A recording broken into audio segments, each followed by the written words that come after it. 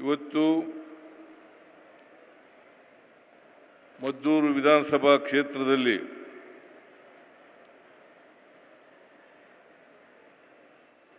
ನಮ್ಮ ಸರ್ಕಾರದ ಸಾಧನಾ ಸಮಾವೇಶವನ್ನು ಮಾಡ್ತಾ ಇದ್ದೇವೆ. ಬಹುಶಃ ಮದ್ದೂರಿನಲ್ಲಿ ಒಂದು ಸರ್ಕಾರಿ ಕಾರ್ಯಕ್ರಮಕ್ಕೆ ಇಷ್ಟೊಂದು ಜನರು ಬಂದಿರತಕ್ಕಂಥದ್ದು ಒಂದು ಐತಿಹಾಸಿಕ ಅಂತೇಳಿ ನಾನು ಈ ಸಂದರ್ಭದಲ್ಲಿ ಹೇಳಲಿಕ್ಕೆ ಬಯಸ್ತಾ ಇದ್ದೇನೆ. ಈ ಸಮಾವೇಶ ಇಷ್ಟೊಂದು ದೊಡ್ಡ ಪ್ರಮಾಣದಲ್ಲಿ ನಡೀಬೇಕಾದ್ರೆ ನೀವೆಲ್ಲರೂ ಕೂಡ ಕಾರಣಕರ್ತರು. ಅದಕ್ಕೆ ಮುಂದಾಳತ್ವವನ್ನು ವಹಿಸಿರ್ತಕ್ಕಂಥ ಶ್ರೀ ಉದಯ ಅವರು ಕೂಡ ಕಾರಣಕರ್ತರು.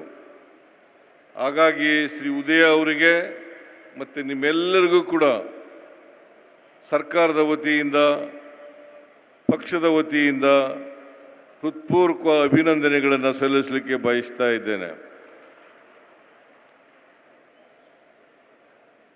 ಮಂಡ್ಯ ಜಿಲ್ಲೆ ಮೊದಲು ಮೈಸೂರು ಜಿಲ್ಲೆಯಲ್ಲಿತ್ತು. ಆಮೇಲೆ 1/7/1939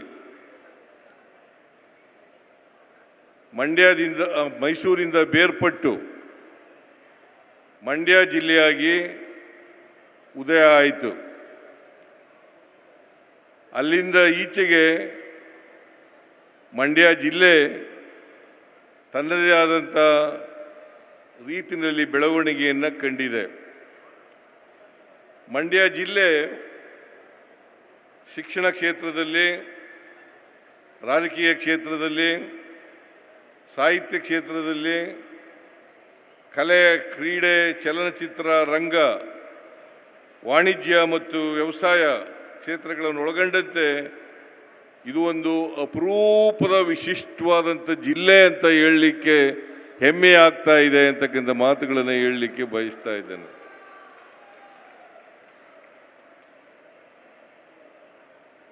ಮಂಡ್ಯ ಜನರು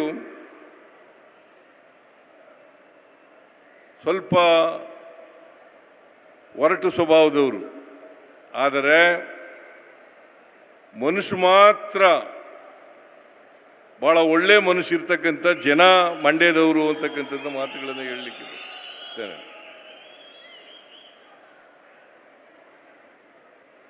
ಏನಾದ್ರು ಉಪಕಾರ ಮಾಡಿದ್ರೆ ಆ ಉಪಕಾರ ಸ್ಮರಣೆ ಇರ್ತಕ್ಕಂಥ ಜನ ಮಂಡ್ಯದವರು ಅಂತಕ್ಕಂಥ ಮಾತುಗಳನ್ನು ಹೇಳಲಿಕ್ಕೆ ಬಯಸ್ತಾ ಇದ್ದೇನೆ. ಇವತ್ತು ಮದ್ದೂರಿನಲ್ಲಿ 1,146 ಕೋಟಿ 72 ಲಕ್ಷ ರೂಪಾಯಿಗಳ ಅಭಿವೃದ್ಧಿ ಕಾರ್ಯಕ್ರಮಗಳಿಗೆ ಚಾಲನೆಯನ್ನು ಕೊಡ್ತಾ ಇದ್ದೇವೆ. ಶಂಕುಸ್ಥಾಪನೆ, ಉದ್ಘಾಟನೆ ಕಾರ್ಯಕ್ರಮ ನಡೀತಾ ಇದೆ. ಇಷ್ಟೊಂದು 1,000ಕ್ಕೂ ಹೆಚ್ಚು ಅಭಿವೃದ್ಧಿ ಕಾರ್ಯಕ್ರಮಗಳು ನಡೀತಾ ಇದ್ದಾವೆ ಅಂತಂದರೆ ಇದಕ್ಕೆ ಕಾರಣಕರ್ತರು ಯಾರು ಗೊತ್ತಾ? ನಿಮ್ಮ ಶಾಸಕರಾದಂಥ ಉದಯ ಅವರು ಅಂತಕ್ಕಂಥ ಮಾತುಗಳನ್ನು ಹೇಳಲಿಕ್ಕೆ ಬಯಸ್ತಾ ಇದ್ದೇನೆ. ನಾನು ಯಾಕೆ ಈ ಮಾತನ್ನು ಹೇಳ್ತಾ ಇದ್ದೀನಿ ಅಂತಂದರೆ, ಭಾರತೀಯ ಜನತಾ ಪಕ್ಷದವರು ಸುಳ್ಳು ಆರೋಪಗಳನ್ನು ಮಾಡ್ತಾರೆ. ಸಿದ್ದರಾಮಯ್ಯನವರ ಸರ್ಕಾರದಲ್ಲಿ ದುಡ್ಡಿಲ್ಲ,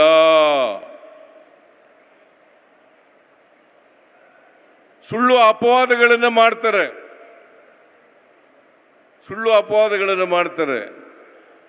ಆದರೆ ಅವರು ರಾಜಕೀಯವಾಗಿ ಮಾಡ್ತಾ ಇದ್ದಾರೆ ಹೊರತು ಸತ್ಯವನ್ನು ಜನರಿಗೆ ಹೇಳ್ತಕ್ಕಂಥ ಪ್ರಯತ್ನವನ್ನು ಮಾಡ್ತಾ ಇಲ್ಲ.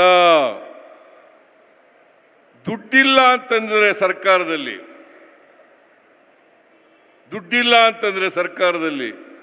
1,146 ಕೋಟಿ 72 ಲಕ್ಷ ಅಭಿವೃದ್ಧಿ ಕೆಲಸಗಳನ್ನು ಮಾಡಲಿಕ್ಕೆ ಸಾಧ್ಯ ಆಗ್ತಾ ಇತ್ತಾ? ಇದನ್ನ ಅರ್ಥ ಮಾಡ್ಕೋಬೇಕಾಗ್ತದೆ. ಸತ್ಯವನ್ನ ಮರೆಮಾಚಿ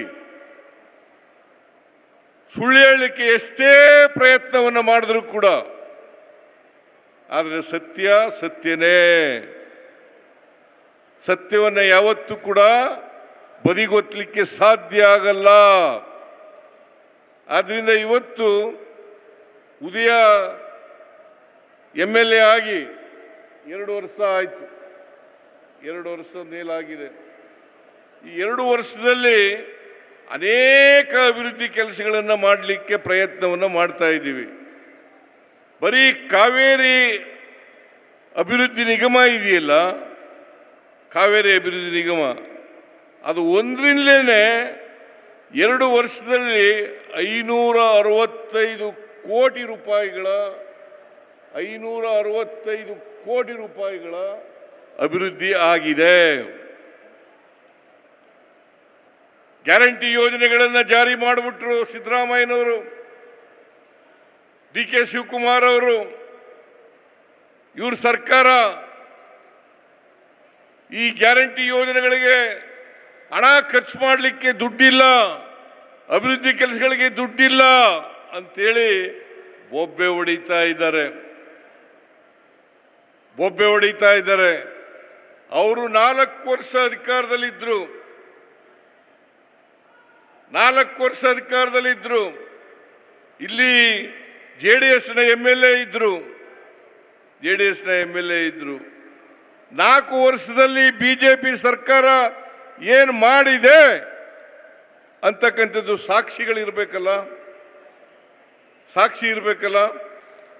ಸುಮ್ಮನೆ ಬರೀ ಬಾಯಿನಲ್ಲಿ ಸುಳ್ಳು